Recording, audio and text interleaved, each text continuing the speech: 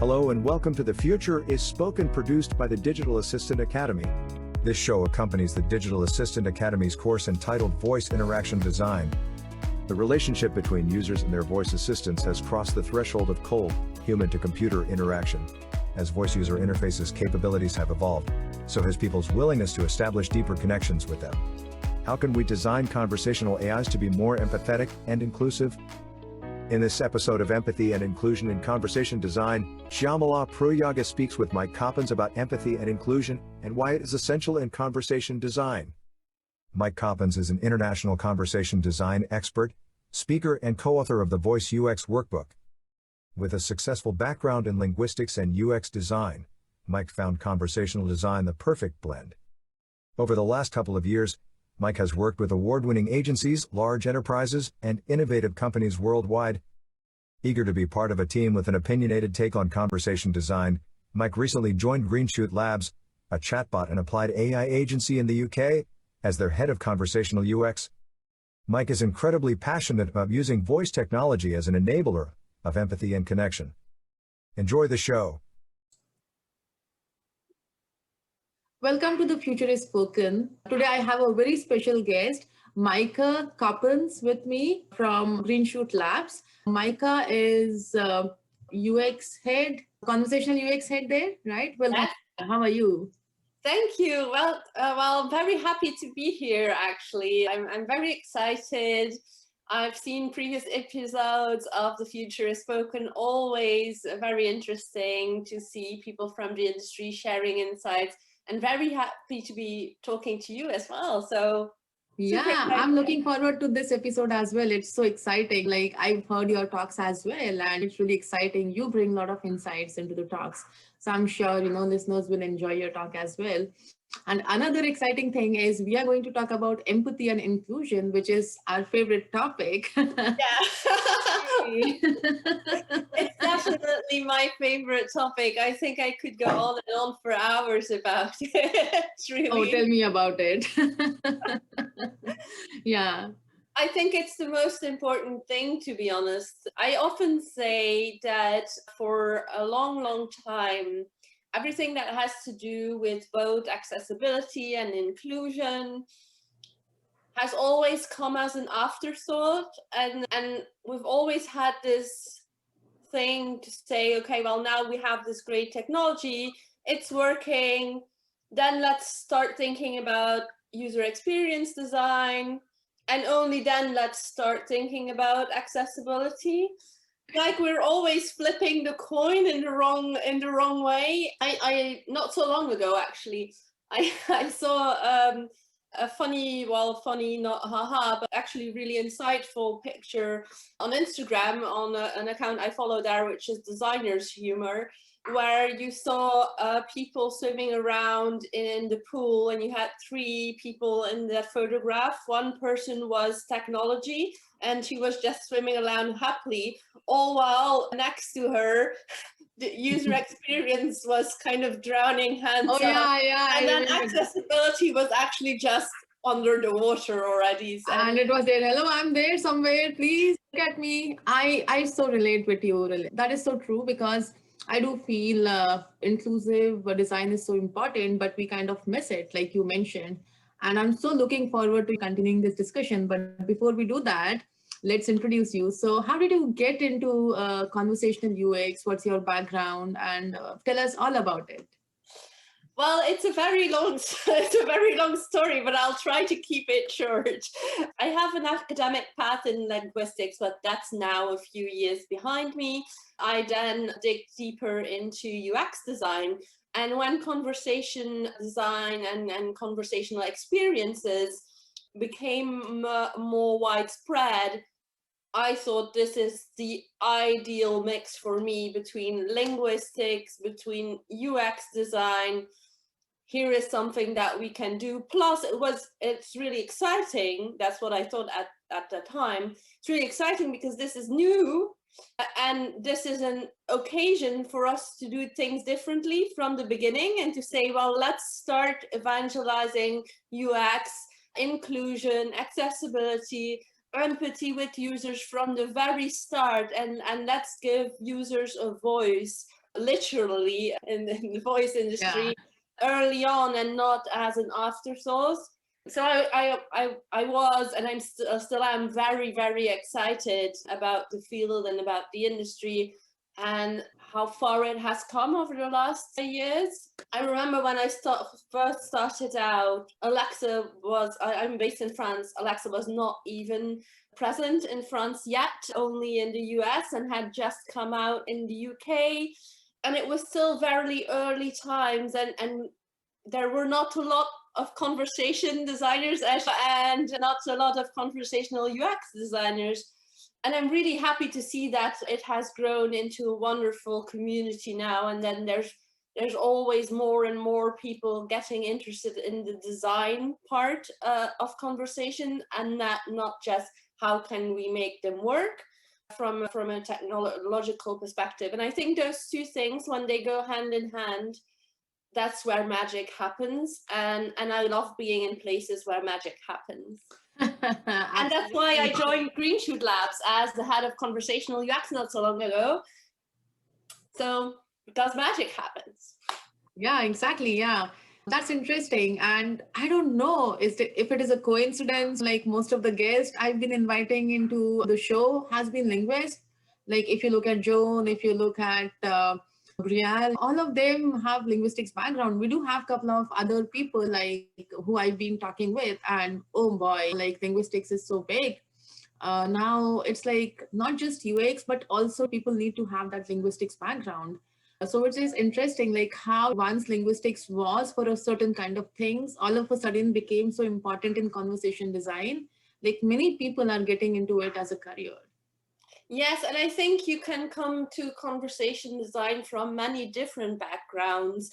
I'm lucky in a sense that I had both the linguistics and the UX design background in the past already, so that helped me transition into conversation design perhaps quicker. But I also see a lot of UX designers or project managers or product owners getting into conversation design because it's exciting, because it's new, because it's an interface. I always say it's new, but it's been a couple of years now, but somehow it still feels new. It's exciting, right? Yeah. Yeah. And I think that one of the reasons why it still feels new is because there's still so much ground to be covered. There's still research to be done, and conversations are a very complex thing.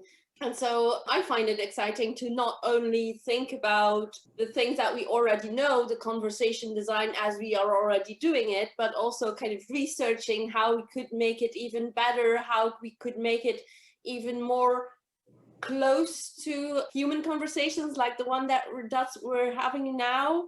So it's still very exciting. It's new to me every day. And well, I just hope that a lot of conversation designers will come out of this wonderful era, because it's great to see how conversation design also, I find that funny because conversation design and being in conversation design has also helped me think different about human to human conversations. Absolutely. So there's just so much so there. how do you present yourself, the body language as well, because now it's like subconsciously you're thinking, oh, someone is branding me. Maybe it was there earlier, but I really didn't care about it. Like my husband would be like, at least be a little presentable. I'll be like, okay, who cares? Right. And all of a sudden this happened, and it's like, oh, people do judge you, people do brand you. And it's the same with voice assistants as well. So what are the most important traits do you think the voice assistant needs to have, or a conversational AI, any kind of conversational, whether it is chatbot or a voice bot, needs to have? So I think the most important trait for it to have is to be flexible. And when I say that is because, and this goes into what we were talking about around empathy and inclusion, is being flexible and being inclusive, I think, are the most important traits. And I know this is kind of an unexpected answer, because a lot of the the people that are listening will perhaps expect that I will say, well, it should have a persona, it should have a personality. And I agree, it should have a personality, but it should be a flexible personality. And why am I saying this? Because of the inclusion part. I often say in my talk, so I'll say it again, you don't have to be a white male with a red nose to be funny. So all of these assistants don't need to be avatars. And this is my opinion. There's other opinions out there that are going all in on the avatar side. But I feel like relatability is a very important trait of a conversational AI assistant, because relatability is what makes people connect. And if you think about it, when you're having conversations with different people in your lives, right? Depending on who you're talking to and the relationship that you have with that person, you adjust. You have a core personality, you are who you are as a person, but then you adjust your behavior and the way you interact according to who you are talking to. When you are talking to a sibling who you have a closer relationship with, you'll use different words. You'll have a more gentle approach, perhaps. When you are speaking to someone that is committing something offensive to you, you will have another tone of voice and will show another trait of your personality. And so making these personas, these avatars, with really fixed personalities, saying they're this way, they're this way, they're this way, they're this way, is taking away a bit of that flexibility in behavior that you really need. And we hear a lot in marketing these days also about personalization to the user and even hyper-personalization. But you can't be hyper-personal or you can't be personal if you're using a standard fixed persona. So yes, you need branding. Yes, you need a core personality, but that core personality should be flexible and should be personable to the end users and the audience and the different kinds of audiences that you might get. And that personality, that flexibility, you can obtain by using different set of words, using different tone of voices, depending on the situation, depending on user context, all of these things. So it's about designing a core personality and not a persona, not an avatar. I love that. I love that. and saying, well, this personality under these circumstances with these kind of users has this kind of tone of voice and uses this kind of words, or doesn't use these kind of words at all. And I think that's really important. And I think that will help us also move forward to a more inclusive kind of conversational agents, because when you can kind of modulate that personality, modulate that tone of voice, well, then you can make it more personal, but then you can also make it more inclusive. And you're not stuck with this static avatar bot persona that you absolutely need to deploy to all your conversational channels.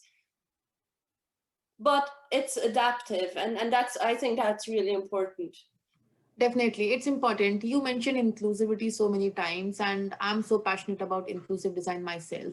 Inclusivity for me is designing a solution which is usable and accessible to everyone, irrespective of age, ability, and situation.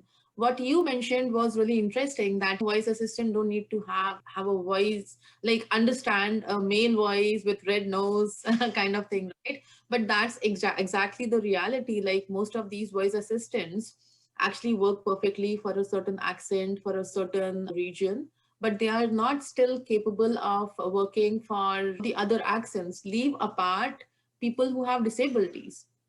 Yes, and I think what's very important to say there, especially when it comes to inclusive design, is it's not just accessibility, because a lot of the time people confuse between accessibility and inclusion.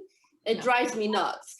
But accessibility and inclusion are related, but they're not mutually exclusive. Accessibility focus on making interfaces accessible for people that have disabilities, whereas inclusion also includes all other kinds of differences.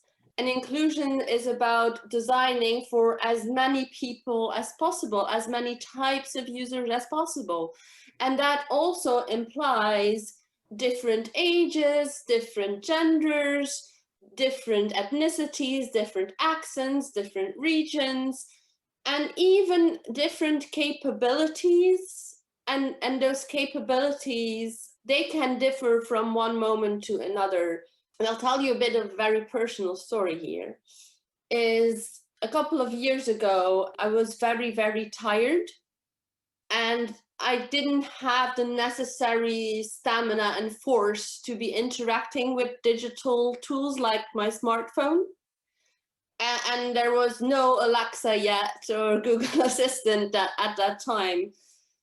But that at that point in time, how grateful would I have been to have been able to say or direct things in my home through voice, or to dictate messages, or to send out text messages, or make a phone call without even picking up the smartphone and having that very noisy light shine at me. So that has learned me a very crucial lesson, is that our capabilities and the fact that we are included or not in a digital experience can vary over time and can be momentarily broken, but then be again very, very accessible. And so making sure that you design a voice interaction also for those momentarily lapses in attention is really important. Because the other day I was having a discussion about using simple words and finding the right words, and what does it mean to do inclusive design? Does it mean that you need to use words and design to the lower end of educational background? And we had a very nice discussion about that. And I thought, well, it's not about educational level at all. It's about understandability, because regardless of educational level, sometimes you'll use words that are very proper as a designer. You'll use words that are very proper to your own vocabulary. But because you are blind, because you are living in your own bias bubble, you think that everyone uses that word. Absolutely. And that everyone understands it. And it can be a very, very small, ridiculous word. That's true. Or an expression or an idiom, and you think, well, this is something everyone knows. But what we have to keep in mind is that we all have our vocabulary bubble. That's how I like to call it. And that vocabulary bubble starts it's something that we build year after year as we grow as human beings. So our vocabulary bubble starts with vocabulary that we learn from our closest to kin, who we are educated with. So in our families, our mom and dad, our grandparents, everyone around us, in that small circle. And then it grows a little wider, and it becomes all the vocabulary that is, and idioms and expressions that are used within our larger environment, including school, for example, and friends. And then as we grow older, it's, well, perhaps high school vocabulary. And as we grow older, well, it's the friends, the colleagues, wherever they are from. And then the husband and his family brings on an entire new set of vocabulary and expressions. And it's this growing bubble. And we get some influences from the news and from the media. And we constitute our own thesaurus in our own proper dictionary, in a way. But which is proper to us. So it's our vocabulary bubble. And sometimes we use things that are in our dictionary that aren't in other people's dictionary, and it's being very aware of each word and cross-checking when you design a voice interaction. This seems like a very simple sentence, but one, in this sentence, am I using words that other people might not know what they mean? You can check that very easily. Does this expression or does this word exist in a standard dictionary, right? Yeah. Or moreover, in corpuses, in corpora around the web, or in specific scientific corpora if you have a scientific use case. And then second of all, does the use of these particular words potentially exclude someone? And if the answer is yes, then you need to do it over again. That's important. That's very important what you mentioned. And your story reminds me of like a couple of stories I've heard. Like I know one more person who, actually quite a few people, one person who cannot hear. Okay. And I've also realized through my research that people who cannot hear, they don't like talking because it's very hard to modulate or know, how they are speaking and, what's their tone and all of those things. So they prefer not to talk with anyone who's perfect, who can listen and speak. So that is why they prefer using sign language more, even when they are interacting with other people as well. So that being said, I've also realized like these people, one of the person I spoke to, she prefers talking to a voice assistant first because voice assistant will not judge her, okay, or her voice or her modularity or any such things. And she is comfortable talking to the voice assistant to get all of the information. But the biggest challenge is the way the voice assistants are designed. Like if you look at the smart speakers, they don't have a screen. Echo Show came very late in the game, like a couple of years after Alexa launched. So people who are short of hearing or have any such problems, now they cannot hear what the assistant is saying. All they can hear is just speak out to the assistant. What has helped this person was Siri, because Siri also shows you some sort of display, right? So that kind of helped her because she's speaking, but she's able to see things. So it's making things faster for her. So I still feel voice is way behind when it comes to making it accessible for people like people who have short of hearing or people who cannot speak but they can hear, or blind people who cannot see anything at all. Like how do you design a solution which can cater to all of these kind of people as well? Because including them is so important, because voice will enable such people more than if we are thinking that we are sick or maybe we are tired and maybe we get weak one day and we want to use the voice assistant, or maybe we are lazy to turn off the light every day or do the same routine. So think about people who have these kind of like disabilities and how much it can enable if these voice assistants were more inclusive. So what do you have to say about that? There's a few things there I'd like to cover. So one, you said, and I think that's very important to talk about, you said two things in that phrase, which was imagine and research. And that goes into empathy. So when you're designing, I think that empathy is very important.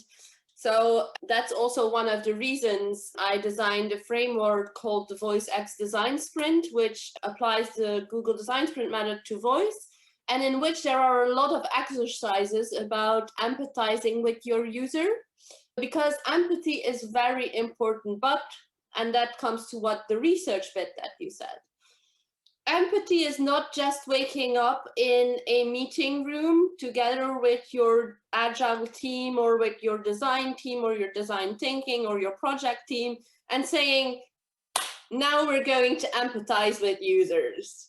Let's close our eyes and imagine what it's like to not see.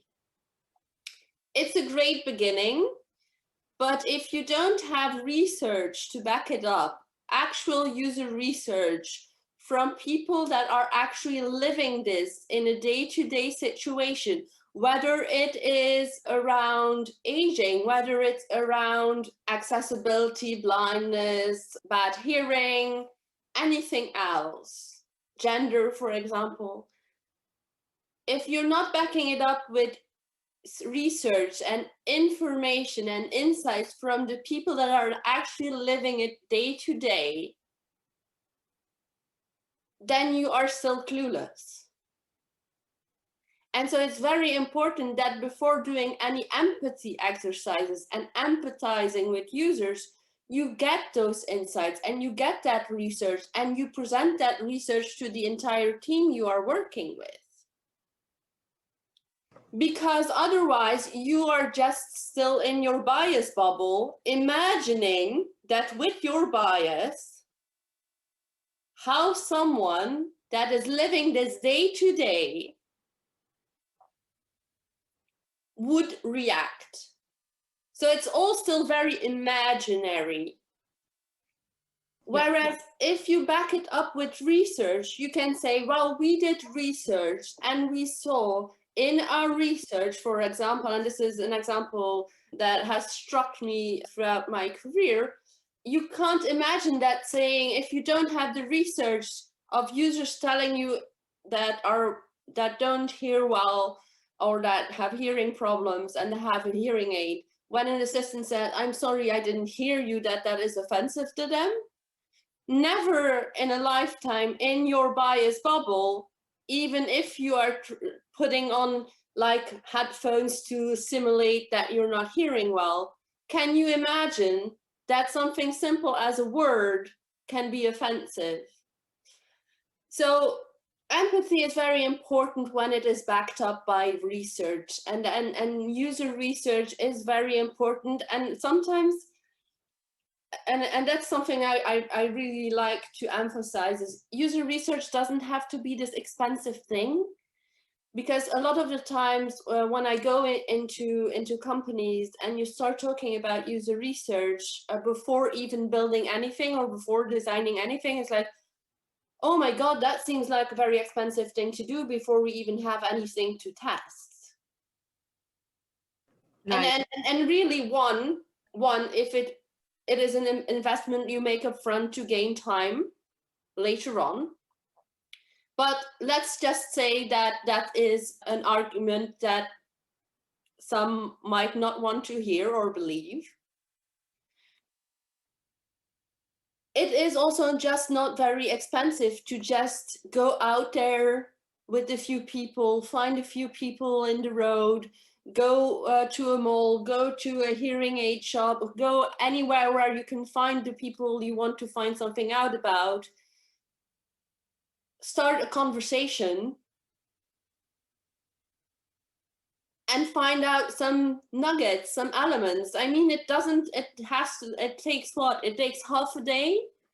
And then you just analyze that. You make a report, but you're already richer in insight with just that than staying in your bubble.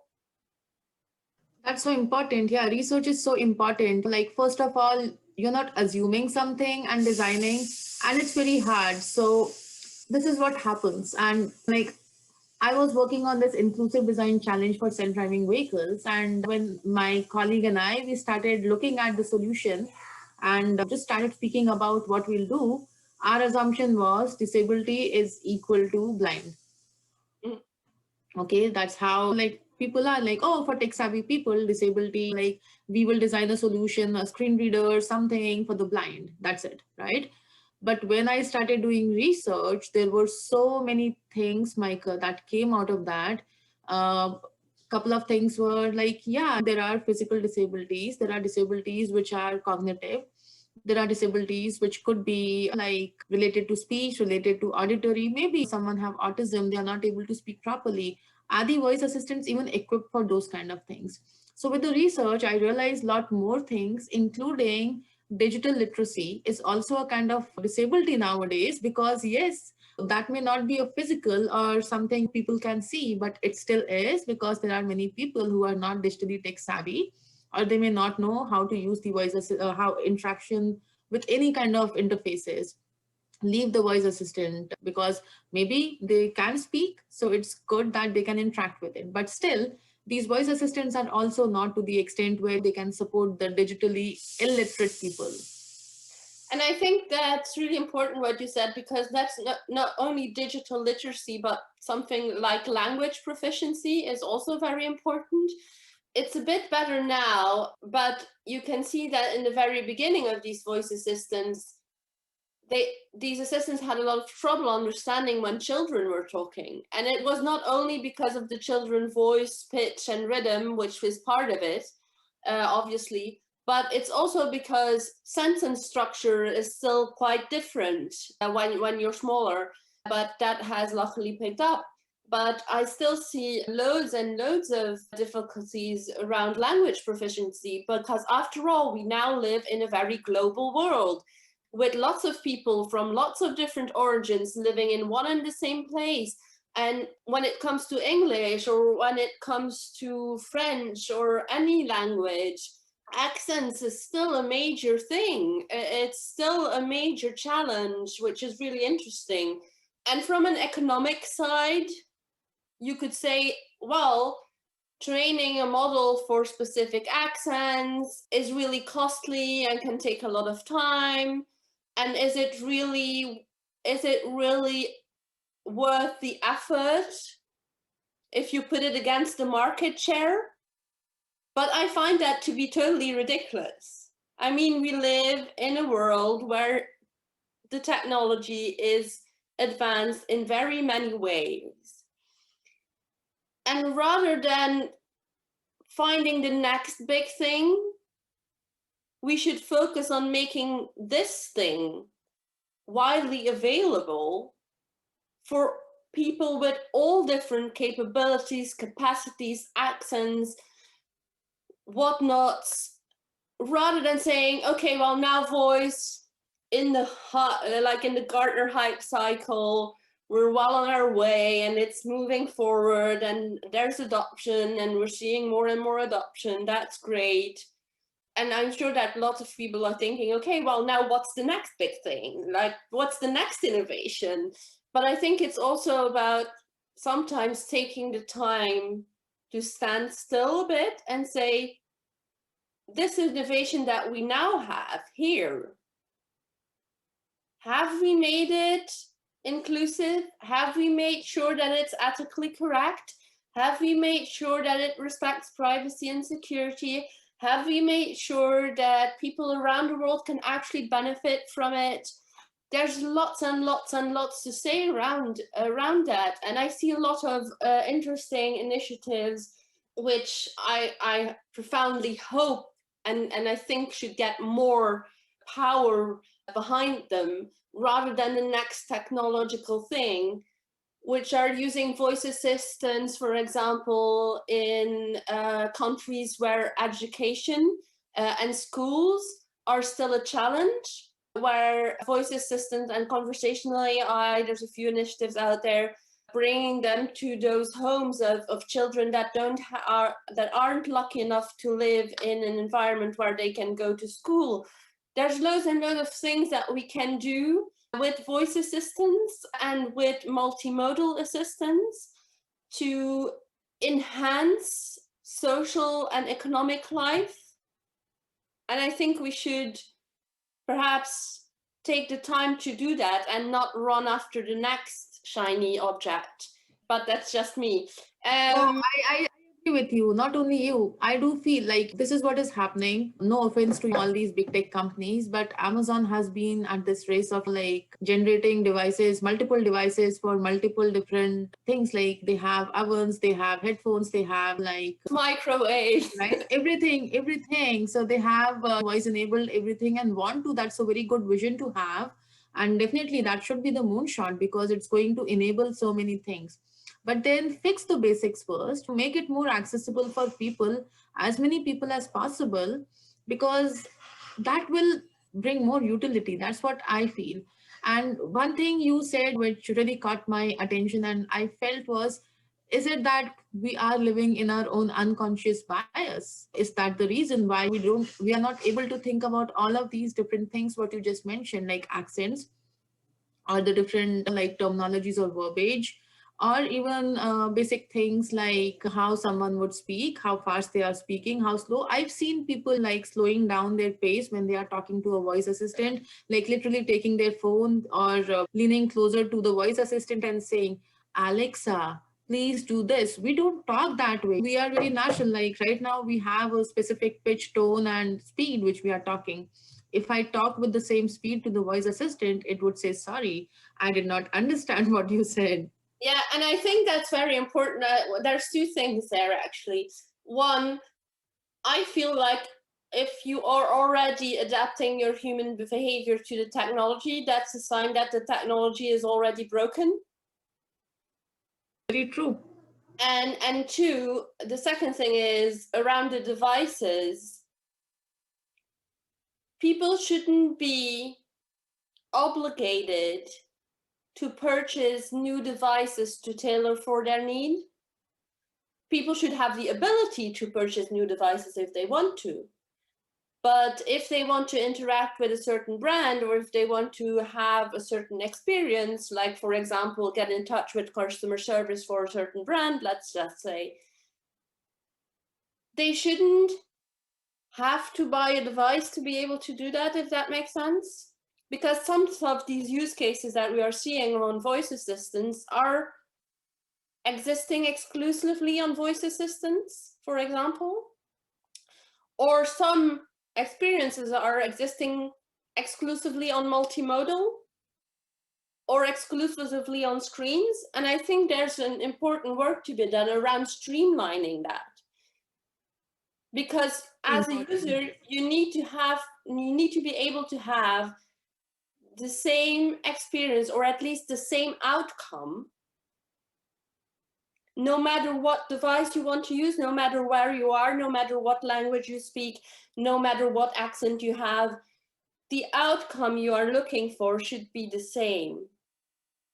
That's true. That's true. Like, this is where I feel like the industry is more reactive than being proactive about designing an inclusive solution or an empathetic solution, right? Like, when the smart speakers were launched, they never thought about people who are blind. They never thought about people who may not be able to, maybe the use cases, one or two use cases were there. Maybe it was not so important back then for them. But think about people who want to listen to music, and because they have some sort of limitations, they cannot, because you've just limited it to a specific crowd. They're still selling those, which is okay. But then now you have 100,000 plus skills or actions, and now so many people want to use it, and you're just limiting it. And like, well, what if you want to use multimodal by our like those screen-based devices?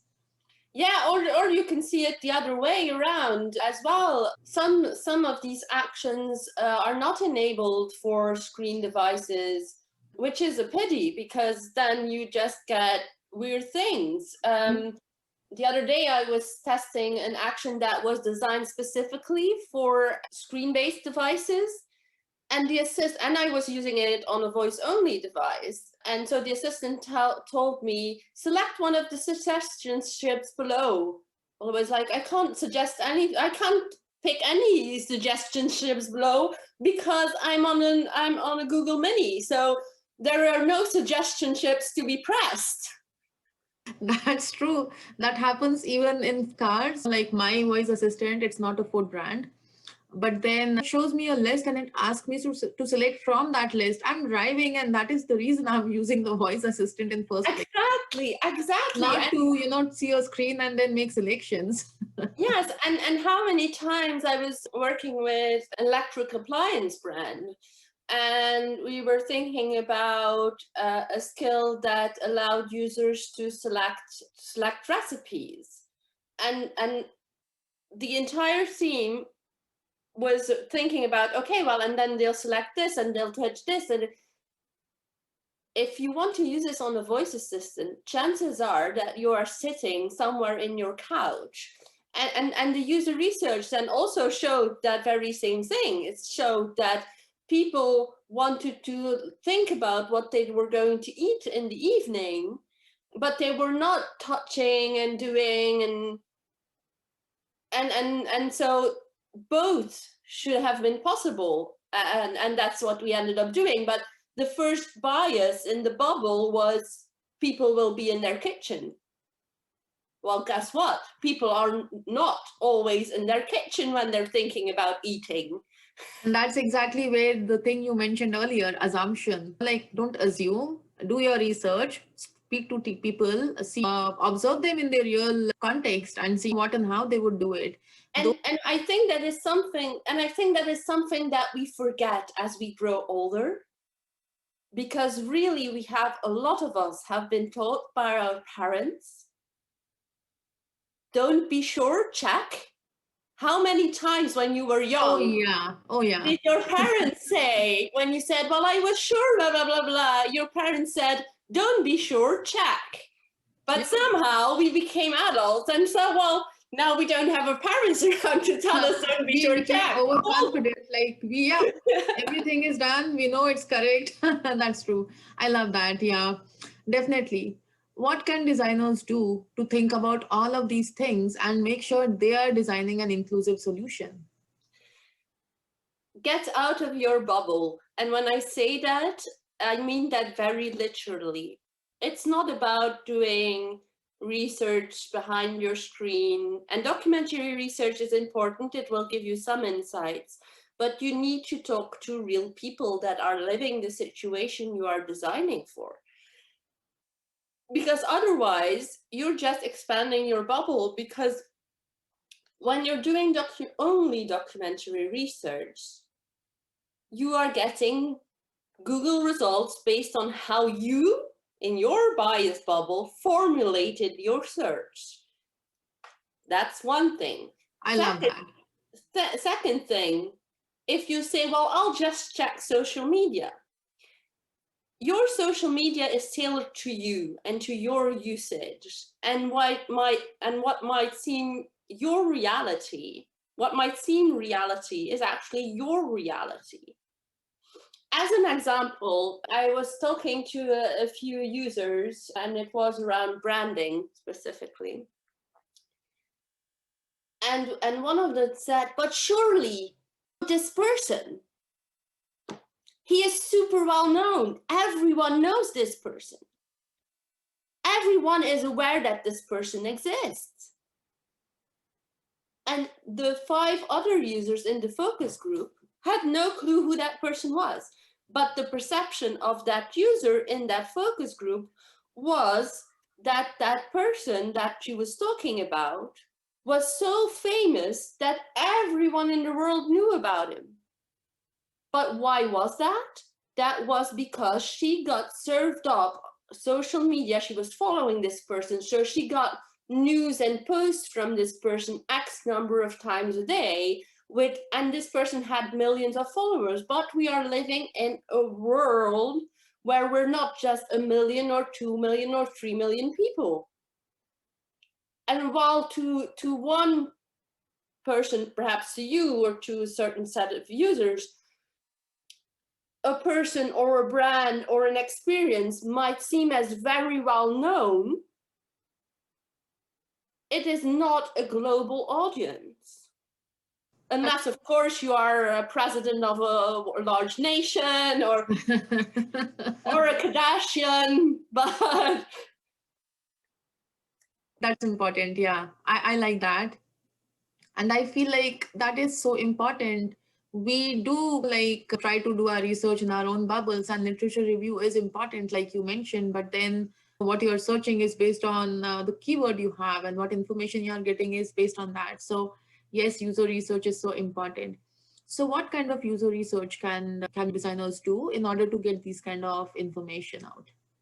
So one, as I said, get out of your desk, your office, go downstairs, start talking to random people, listen to conversations. And actually, we're living in a unique moment in time where even when we're in our office, because we can't really go out of our office in some countries, we are having conversations like you and me now over Zoom all of the time. So there's a lot of digital conversations going on, and there's so much to be learned just from observing those conversations, just from listening to those conversations, from being part of those conversations. And listening, I would say listening is the one indispensable skill that you need to have as a conversation designer. I see a lot of people coming into this field thinking, oh, this is just about writing copy. right? Or writing conversations or writing what the bot will say. But that's not a conversation. That's a monologue. That's true. And I feel like people are confused. The moment you say conversation design, I feel like many people think design is just dialogue writing, but it's more than that. It's so much more than that. It's not just like, well, you just created a persona, you just created a dialogue between the bot and the user, and you tested it out. And there you go, you have the perfect bot in this world. But it's more than that, like thinking about how does that information look on the screen, what kind of errors are you designing for, how do you design for different accents, how do you design for different situations and how do they even find out about your skill, your discoverability. action? Yeah, And once they have found out about it, how do they even start to understand what it is all about, what you're trying to do, and what do you want to cover? What is the information architecture like? And not so long ago, I saw this quote by IBM that I thought was actually very clever, that says, no AI without IA, because information architecture is so important, and it's also part of conversation design. And conversational UX is about all those steps in the process. It's about user research up front. It's about mapping the content that you have available. It is about mapping the intents. It's about setting the right information architecture. And only then does it become about what words am I going to use. Right, that's true.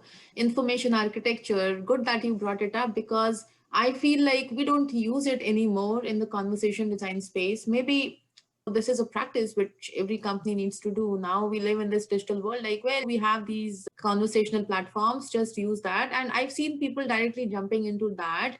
But if we still focused on some of those UX principles and processes, like you mentioned, and adopted from those to the conversational world, it would be an excellent experience for so many.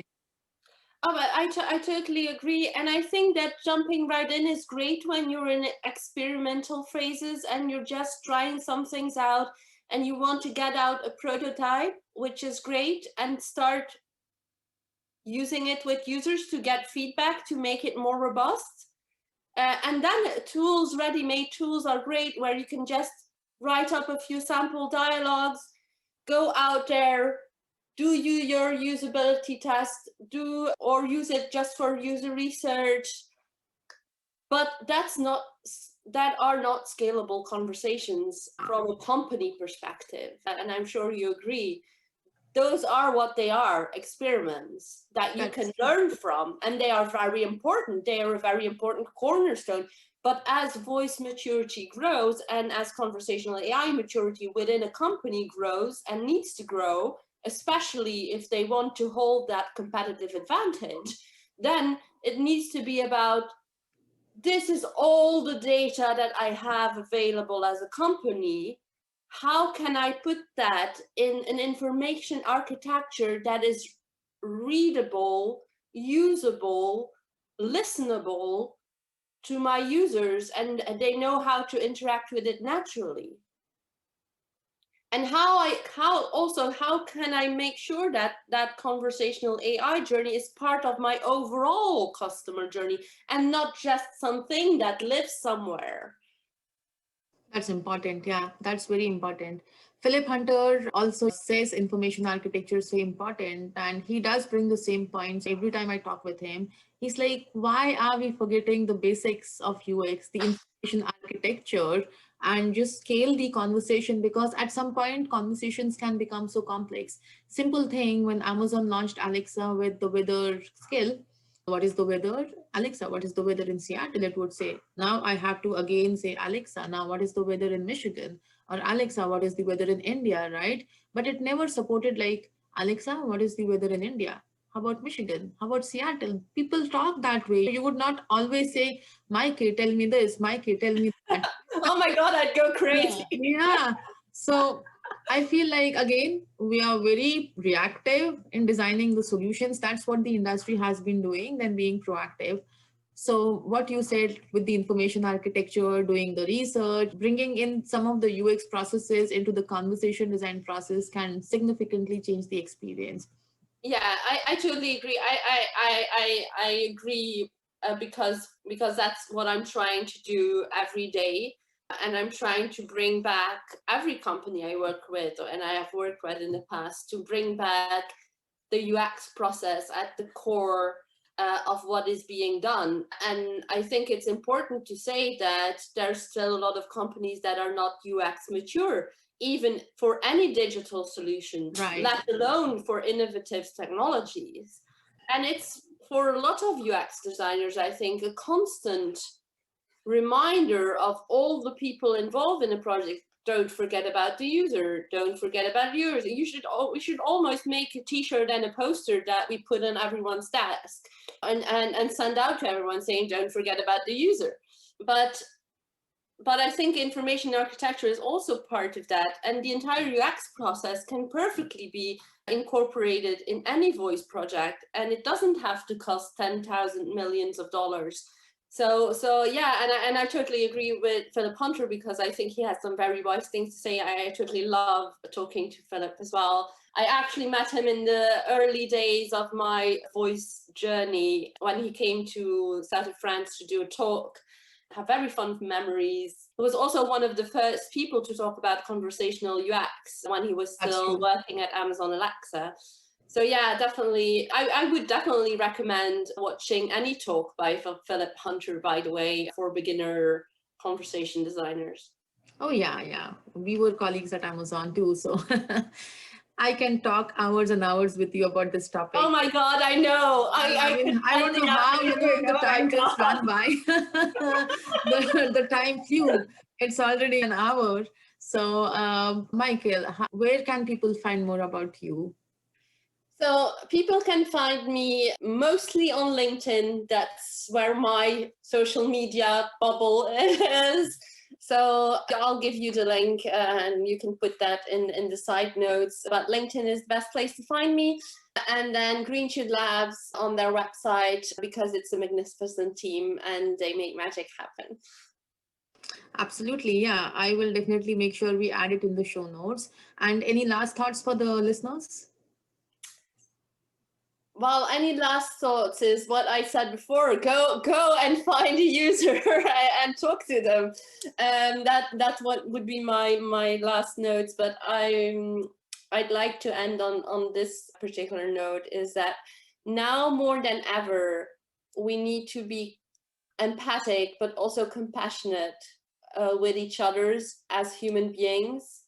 And that translates into advocating, evangelizing, and making a clear voice heard as an industry and as designers that we are building the world, the digital world of tomorrow, and we need to make sure that that is a world that is worth living in. I love that. I mean, this is an excellent episode. I'm sure listeners would agree with me on this. A very passionate topic or a topic I'm very close to. So thank you so much, Mike. It was really nice talking to you and getting your insights. It was really nice talking to you as well. It was a pleasure. Oh yeah. Thank you. Take care. Thanks for listening today. If you would like to post a voice comment, please go to www.witlingo.com/DAA. That's www.witlingo.com/DAA. We'd love to hear from you. Remember, you can find all the information on becoming a certified voice interaction designer, along with show notes and more at our website, digitalassistant.academy. That's digitalassistant.academy. We encourage your feedback and questions. Be sure to get in touch by using the contact page at the Digital Assistant Academy's website. We will include the link in the show notes. In our next episode, Rupal Patel, CEO of Vocal ID, talks about natural sounding synthetic voice. Until next week, take care.